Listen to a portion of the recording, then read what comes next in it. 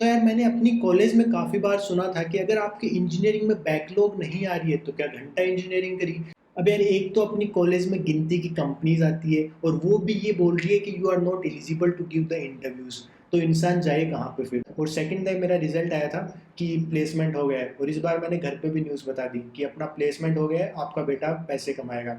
Hello everyone, this is Mandeep Singh Shekhawat और आज मैं आपके साथ अपना एक पर्सनल एक्सपीरियंस शेयर करने वाला हूँ कि how was my journey from engineering backlog to Amazon SD. क्या इंजीनियरिंग में बैकलॉग आना अच्छी बात है? क्या बैकलॉग आने के बाद में मैंने पार्टी करी? इन सब बड़े सवालों के आपको जवाब मिलेंगे इस वीडियो में। तो यार वीडियो को एंड तक जरूर देखना है। और अगर आपने अभी तक चैनल को सब्सक्राइब नहीं किया है और आप आज पहली बार आए हो इस वीडियो को देखने के लिए, तो do hit that subscribe button ऐसे ही कंटेंट के लिए जिसमें हम डिस्कस करते रहते हैं यार आपकी ड्रीम जर्नी परस्यू करने के लिए। तो यार मैंने अपनी कॉलेज में काफ़ी बार सुना था कि अगर आपकी इंजीनियरिंग में बैकलॉग नहीं आ रही है तो क्या घंटा इंजीनियरिंग करी। इंजीनियरिंग में बैकलॉग आना तो मस्ट है, उसके बिना तो आपकी इंजीनियरिंग कंप्लीट ही नहीं होगी। तो आप समझ रहे हो दिमाग पे काफ़ी ज़्यादा प्रेशर था कि यार एक बैकलॉग तो कम से कम लानी ही पड़ेगी, तो नहीं तो ऐसे लोग बोलेंगे कि क्या तुमने इंजीनियरिंग करी। तो इसलिए हम एक बैकलॉग ले आए। अब दिक्कत क्या हो गई उस बैकलॉग लाने में, जब उस टाइम पे आनी चाहिए थी उस टाइम पे नहीं आई, बिल्कुल गलत टाइम पे आ गई, 6 सेमेस्टर के अंदर। 6 सेमेस्टर के जस्ट बाद अपना जो 4th ईयर स्टार्ट होता है, 7th सेम स्टार्ट होता है, उसमें आती है अपनी कंपनीज विजिट करने के लिए, जो अपनी कैंपस हायरिंग होती है उसके लिए। और वहाँ पे अगर आपके पास बैकलॉग है तो आपकी लग गई। तो यार इस वीडियो में मैं वही आपके साथ सारा का सारा शेयर करने वाला हूँ कि बैकलॉग आने के बाद में क्या इंजॉय किया, क्या डिफ़िकल्टीज फेस करी, कैसे बैकलॉग क्लियर किया, कैसे फाइनली अमेजोन एसडी में ऑफर आया। तो यही सारा हम डिस्कस करने वाले हैं। शुरू करते हैं फिर।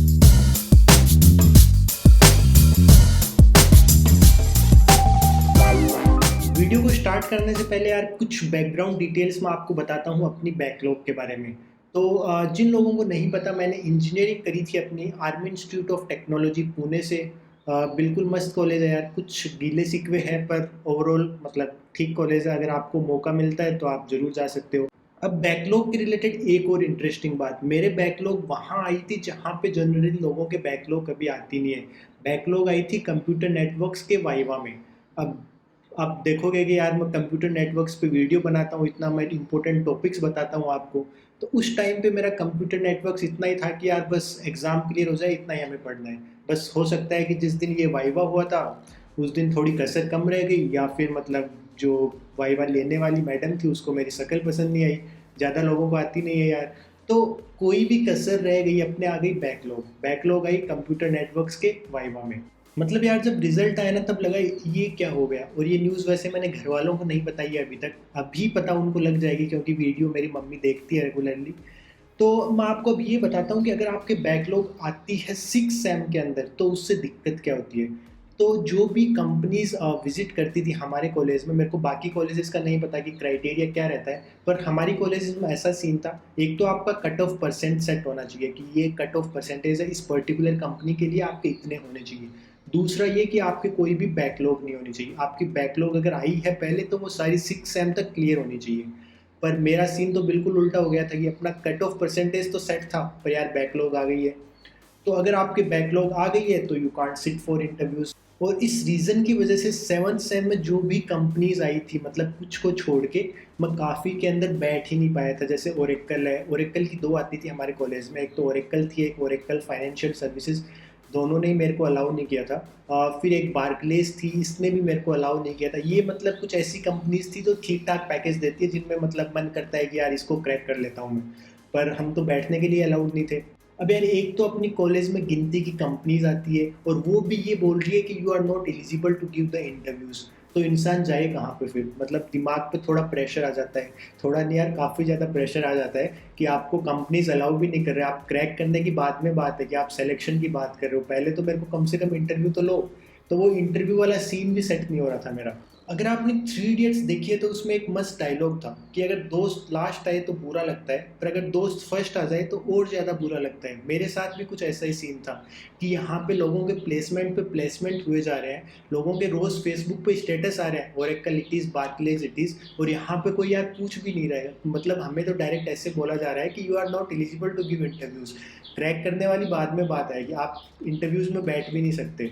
इन सब कंपनीज के बाद 7 सेम में विजिट किया था टीसीएस ने कैंपस हायरिंग के लिए। टीसीएस है अपनी सबकी सेवियर, मतलब कहीं भी आपका प्लेसमेंट नहीं हो रहा, टीसीएस में ट्राई करके देखो, क्या पता हो जाए। तो टीसीएस का सीन ऐसा था यार कि आपके मल्टीपल बैकलॉग्स नहीं होने चाहिए। एक तो उनका परसेंटेज क्राइटेरिया था जो अपना मतलब मीट करता था, दूसरा उनका ऐसा था कि अगर आपके एक बैकलॉग है तो आप इंटरव्यू दे सकते हो, उससे ज़्यादा है तो नहीं दे सकते। तो अपनी तो एक बैकलॉग थी, तो हम सेट थे। अब इंटरव्यू दिया टीसीएस का, तो यार मतलब टीसीएस का इंटरव्यू देने का मेरा इतना मन नहीं था। रीज़न एक तो कि वो पैसे कम देती है, मतलब मेन तो यही रीज़न था कि पैसे कम देती है यार, इसमें नहीं जाएंगे हम। पर यार फिर ऐसे सोचा कि यार कहीं प्लेसमेंट नहीं हो रहा, कम से कम एक ऑफर तो लेके रखें। मतलब पता लगा लास्ट में इंजीनियरिंग कंप्लीट हो गई और अब पता नहीं क्या करना है। तो उस चक्कर में टीसीएस का इंटरव्यू दे दिया था। टीसीएस का इंटरव्यू में अपना मेरा मतलब बिल्कुल नॉर्मल सा हुआ था और मेरा क्रैक हो गया था ये तो इंटरव्यू अपना क्रैक हो गया। अब मतलब यार इतनी खुशी भी नहीं हो रही थी, वो ये मैंने फिर घर वालों को भी नहीं बताई थी कि क्या पता अपने इंजीनियरिंग के लास्ट तक कोई और कंपनीज आ जाए। मतलब मैं 7 सेम में अपनी बैकलॉग क्लियर कर लूँगा, कोई 8 सेम में आती है कंपनी या फिर कोई ऐसी कंपनी आ जाए जो बैकलॉग के साथ ही अलाउ कर दे। तो उसी चक्कर में मैंने घर वालों को ये न्यूज़ नहीं बताई कि अपना टीसीएस में हो गया है। अच्छा, एक और इंटरेस्टिंग बात, टीसीएस में मेरा यार जो एचआर राउंड हुआ था, उसमें मेरे को एचआर बोलती है कि यार वाइवा में किसके बैक आती है। मैंने कहा हमारे आती है, और किसके आती है, हम जो नहीं पढ़ते उनके आती है बैक, बैक किसके आई। ये नहीं बोला था, बिल्कुल ऐसे बोला था कि I was not prepared well that day, ऐसा कुछ मैंने इंग्लिश में लाइन बोली थी एक अच्छी सी। फिर मतलब एचआर बोले ठीक है जाओ। तो यार इस तरीके से मतलब एचआर राउंड कंप्लीट हो गया था। तो long story short, TCS was my first placement मतलब कॉलेज के अंदर। तो टीसीएस मेरा पहला प्लेसमेंट था और उसके बाद अमेजोन हुआ था। तो वो आगे हम चलते हैं अभी कहानी में। अच्छा, मैंने कॉलेज में यार गिनती के इंटरव्यूज़ दिए थे, मतलब बिल्कुल ही गिनती के इंटरव्यूज़ दिए थे लिटरली।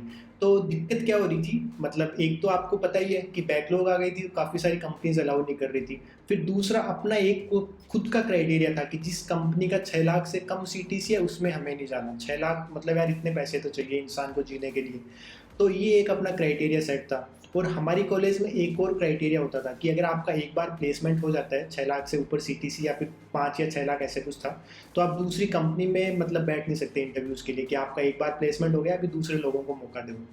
तो टीसीएस में ऐसा सीन नहीं था, मतलब उसका शायद ऐसा था कि क्योंकि इसका कम सीटीसी है तो आपको अगर एक बार प्लेसमेंट हो जाता है फिर भी आप दूसरी कंपनीज में अलाउड रहोगे।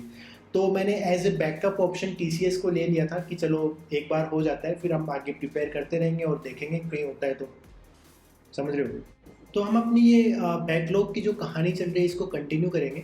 पर बीच में हम एक बार अपना प्रिपरेशन स्ट्रेटजी के बारे में बताता हूँ आपको कि कैसे मैंने अपनी प्रिपरेशन कंटिन्यू रखी। तो मैं क्या करता था यार, मतलब ये सीन चल रहा था अपना कि कोई इंटरव्यू नहीं ले रहा वगैरह वगैरह, मतलब सब चल रहा था साइड में। पर प्रिपरेशन जो थी मेरी वो मैंने कंटिन्यू रखी। मैंने क्या किया कि मैं रोज़ कुछ सेट ऑफ क्वेश्चन सॉल्व करता था, और उसके अलावा मेरा मैं टाइम स्पेंड करता था प्रोजेक्ट्स बनाने में। तो अपना मतलब फिक्स था रोज़, कंसिस्टेंसी बिल्कुल, मतलब कंसिस्टेंट कि कुछ क्वेश्चंस हमें सॉल्व करने हैं। और एक काम मैं और भी करता था, कुछ गीक्स फॉर गीक्स पे टेक्निकल आर्टिकल्स लिखता था, वो हमें मतलब हेल्प करता था in all round technical development. तो अगर आप भी प्रिपेयर कर रहे हो तो यार ये मेरी आपकी स्ट्रॉन्ग सजेशन रहेगी।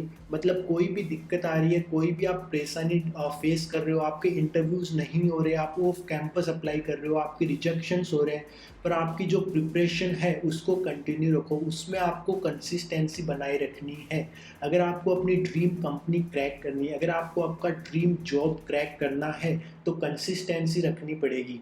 मैं आपको यार एक एग्जांपल देता हूँ। ऐसे सोचो कि एक तो आप एक दिन के अंदर 24 घंटे पढ़ रहे हो, और एक आप जो दूसरा तरीका है वो ऐसा है कि आप 24 दिन के लिए 1 घंटा पढ़ रहे हो। कौन सा ज़्यादा इफेक्टिव है?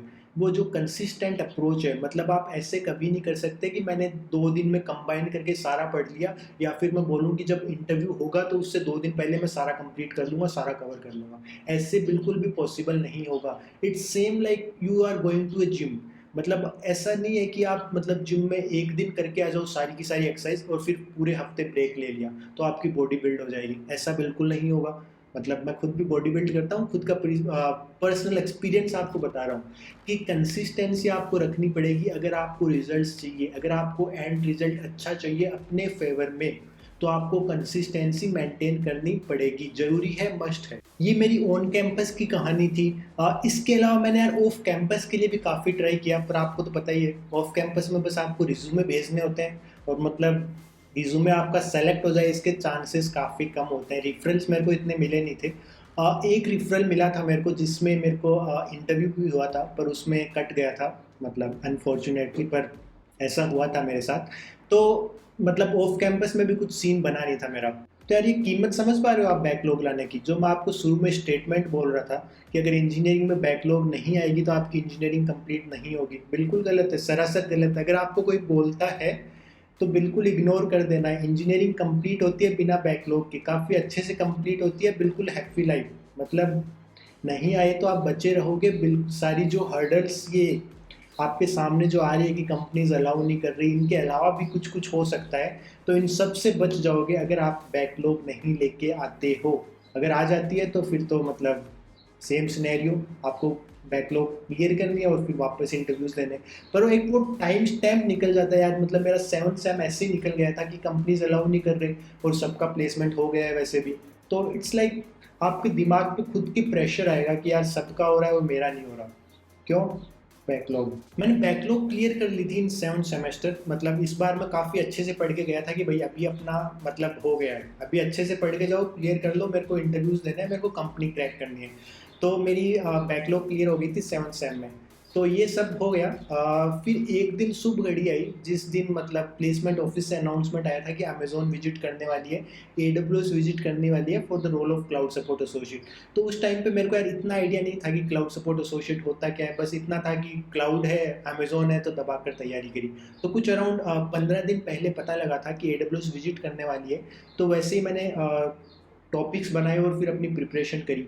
मेरी प्रिपरेशन कैसे करी मैंने, इंटरव्यू कैसे दिए, इंटरव्यू का एक्सपीरियंस, इस सारे मैंने वीडियोस बना रखे हैं। तो वो वीडियोस आप देख सकते हो, मैं लिंक्स भी आपके साथ शेयर कर दूंगा वीडियो डिस्क्रिप्शन में नीचे।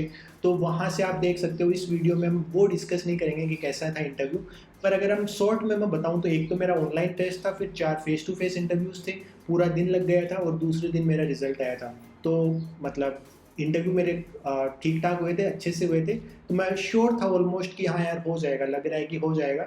और सेकंड टाइम मेरा रिजल्ट आया था कि प्लेसमेंट हो गया है, और इस बार मैंने घर पे भी न्यूज़ बता दी कि अपना प्लेसमेंट हो गया है, आपका बेटा पैसे कमाएगा। मतलब फीलिंग आ रही थी कि हाँ पैसे कमाएंगे अब।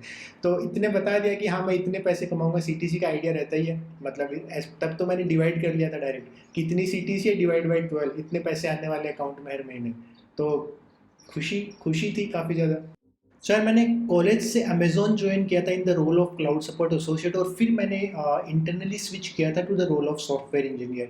तो मैंने Amazon as a cloud support associate join किया था इन जुलाई 2018, और फिर मैंने स्विच किया था इन 2019। तो मैंने अराउंड अप्रॉक्सीमेटली काम किया था 1 साल 3 महीने। तो यार जब मैंने 1 साल काम कर लिया था ना, तो मेरे को ऐसे लगा कि यार कॉलेज में इतनी प्रैक्टिस करी थी, इतनी कोडिंग करी थी, प्रोजेक्ट्स भी बनाए थे, टेक्निकल आर्टिकल्स लिखे थे, एक इंटर्नशिप भी करी थी। तो यार मैंने सोचा कि यार क्लाउड सपोर्ट एसोसिएट अपने फर्दर करियर के लिए इतना अच्छा नहीं है, हम मतलब सॉफ्टवेयर इंजीनियर के लिए प्रिपेयर करना चाहिए।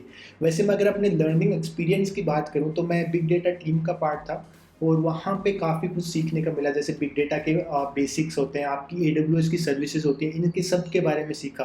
कॉलेज के अंदर भी एक बिग डेटा का कोर्स अपना हुआ करता था, पर आपको तो पता ही है कॉलेज में हम उतना ही पढ़ते थे जितने से एग्ज़ाम क्लियर हो जाए, इससे ज़्यादा हमें नहीं पढ़ना है। तो उस वजह से यहाँ पे हमें ज़्यादा पढ़ना पड़ा कि हमें यहाँ पे बेसिक क्लियर करने हैं, फिर AWS सर्विसेज के बारे में भी सीखना है कि कैसे कस्टमर्स उनको यूज़ करते हैं, कैसे वो सर्विसेज उनका यूज़ केस सॉल्व करती है, कैसे वो सर्विसेज स्केल करती है।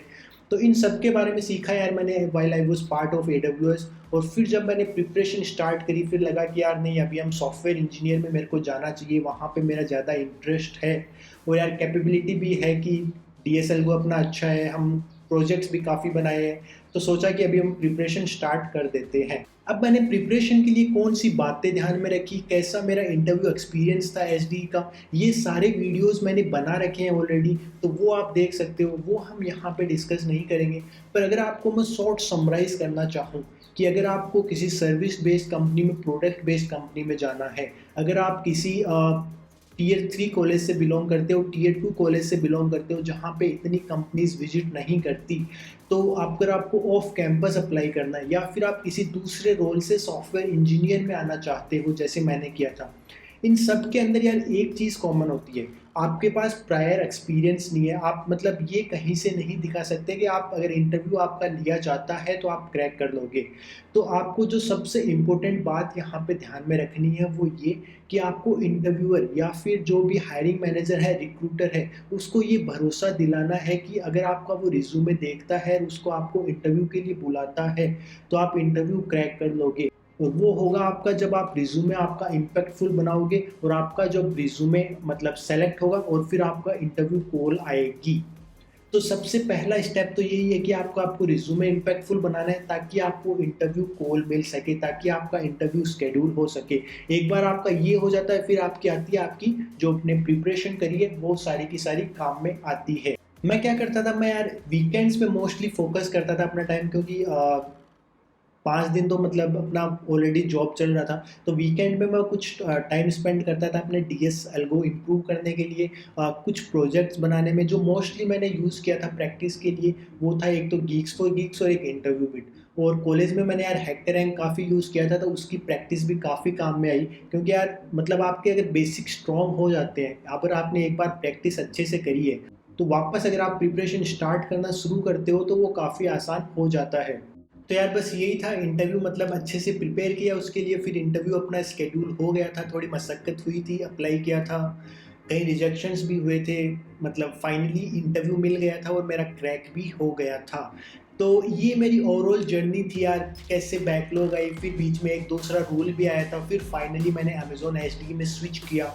मेरे को कमेंट सेक्शन में बताना अगर आपने भी कोई ऐसी डिफ़िकल्ट सिचुएशन फेस करी है और आपने उसको टैकल कैसे किया। हम मिलेंगे अपने नेक्स्ट वीडियो में, तब तक के लिए स्टे सेफ, टाटा बाय।